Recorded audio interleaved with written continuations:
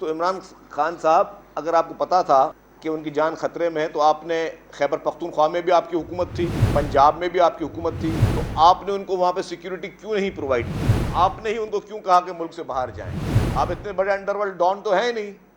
آپ تو local Dawn ہیں پاکستان میں۔ دیکھا جائے کہ اس افسوسناک واقعے میں سب سے زیادہ بینیفیشری کون بننے کی کوشش کر رہا ہے، کون اس کو انکیش کرنے کی کوشش کر رہا ہے۔ اور جس طرح عمران خان نے کہا، کل اس نے اپنے خطاب میں کہا کہ میں نے ارشد شریف کو بتایا اور مجھے معلوم تھا کہ اس پہ حملہ ہو سکتا ہے۔ میرا ایک سوال ہے جو میرے ذہن میں آتا ہے، اور میں سمجھتا ہوں پوری قوم کا یہ سوال ہوگا، وہ کون شخص تھا جس نے عمران خان کو بتایا کہ مرحوم ارشد شریف صاحب پر حملہ ہو سکتا ہے؟ وہ کون شخص تھا؟ ضرور اس شخص نے اگر عمران خان کو بتایا، اور اگر عمران خان اتنے سچے ہیں تو ضرور اس کو پتا ہوگا کہ کون یہ کرنے والا ہے۔ تو عمران خان صاحب، اگر آپ کو پتا تھا کہ ان کی جان خطرے میں ہے تو آپ نے خیبر پختونخوا میں بھی آپ کی حکومت تھی، پنجاب میں بھی آپ کی حکومت تھی، تو آپ نے ان کو وہاں پہ سیکیورٹی کیوں نہیں پرووائڈ کی؟ جب آپ کو پتا ہے کہ 2 صوبوں میں آپ کی حکومت ہے، آپ خود بھی کہتے رہے ہو 10 دفعہ کہ میری جان کو بھی خطرہ ہے، اور آپ پنجاب کی پولیس کو بھی اپنی سیکیورٹی کے لیے استعمال کر رہے ہو، آپ خیبر پختونخوا کی پولیس کو بھی اپنی سیکیورٹی کے لیے استعمال کر رہے ہو، آپ نے خود بھی جو ہے جانے سے پہلے اپنے لیے سیکیورٹی وفاقی حکومت سے بڑھوا لی۔ تو آپ کے پاس 2 صوبوں میں حکومت تھی، ماشاءاللہ آپ کے پاس بہت بڑی وہاں پہ نفریاں ہیں، تو آپ نے خود مرحوم ارشد شریف صاحب کے لیے آپ نے کیوں نہیں وہاں پہ سیکیورٹی کا بندوبست کیا؟ آپ نے ہی ان کو کیوں کہا کہ ملک سے باہر جائیں؟ کہ عمران خان نے کہا کہ میں نے ان کو مشورہ دیا کہ وہ ملک سے باہر جائیں، تو آپ نے یہ بات کیوں کہی ان کو کہ ملک سے باہر جائیں؟ سب سے زیادہ کیوں باہر ملک میں تو آپ ان کی سیکیورٹی کا بندوبست کر نہیں سکتے تھے، آپ اتنے بڑے انڈر ورلڈ ڈان تو ہیں نہیں، آپ تو لوکل ڈان ہیں پاکستان میں۔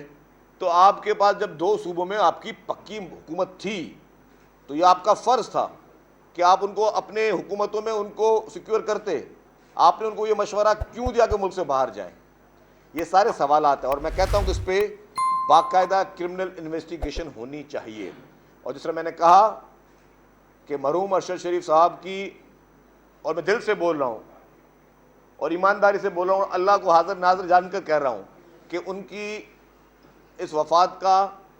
ہمیں شدید افسوس ہے۔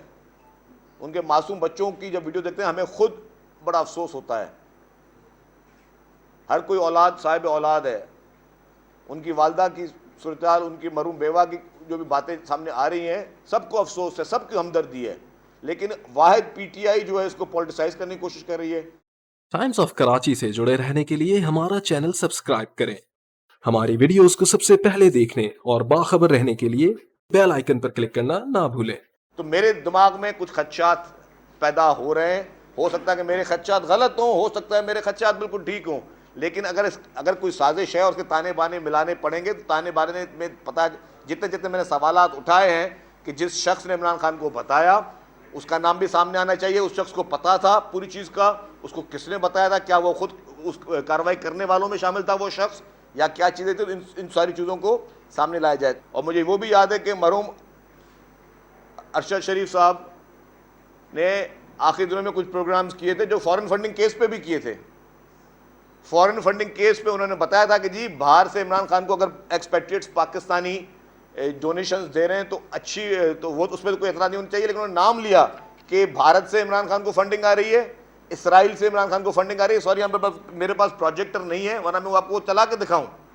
کہ عمران خان کے لیے مرحوم ارشد شریف صاحب نے ان کے خلاف، ان کی فورن فنڈنگ کے خلاف، ان کے اسرائیل کے کانٹیکٹس اور ان کے انڈیا کے کانٹیکٹس پہ انہوں نے پروگرام بھی کیے ہوئے ہیں۔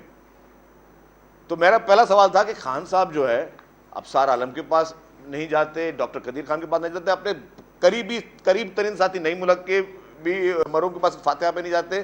یہاں پہ پریزیڈنٹ الوی صاحب کا پہنچنا، عمران خان صاحب کا پہنچنا، مطلب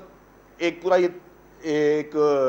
ماحول بنانا اور یہ چیز بنانا کہ جی صرف ان کو اسی ایک واقعے پہ ان کو افسوس تھا یا ان کی کوئی اتنے وہ تھے. یہ چیزیں سوال نشان پیدا کرتی ہیں اور پوری قوم کو پتہ ہے وہ چیز. آپ کے ایٹمی دھماکوں کے اور ایٹمی ٹیکنالوجی کے جو برین چائلڈ ہیں ڈاکٹر قدیر خان, ان کے لیے آپ نہیں جاتے ہو اسلام آباد میں. تو اور مطلب یہ ساری چیزیں سوال نشان ہے. تو ان ڈاٹس کو برائے مہربانی کہیں نہ کہیں سے کنیکٹ کرنے کی کوشش کی جائے کہ یہ ساری چیزیں کیا ہو رہی ہیں.